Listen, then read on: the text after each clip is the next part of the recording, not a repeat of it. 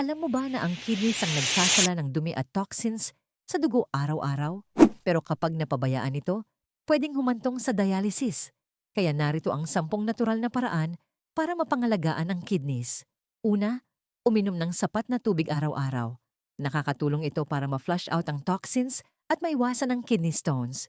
Pangalawa, iwasan ang sobrang alat sa pagkain.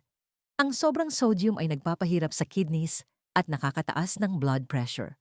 Pangatlo, limitahan ang pagkain ng processed food at instant noodles.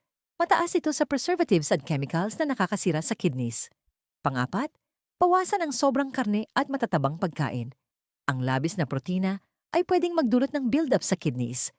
Panglima, kumain ng mga pagkaing mayaman sa antioxidants gaya ng berries, spinach at kamote. Tumutulong itong protektahan ang kidney cells. Pang-anim, panatilihin ang normal na blood sugar at blood pressure dahil ang diabetes at hypertension ang pangunahing dahilan ng pagkasira ng kidneys.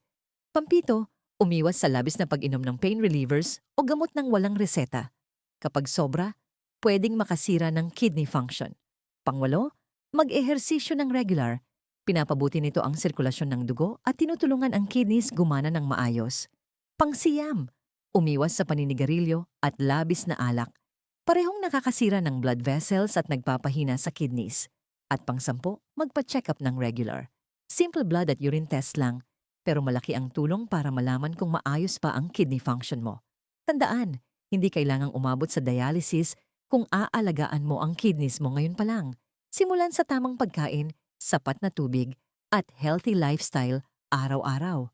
Follow for more.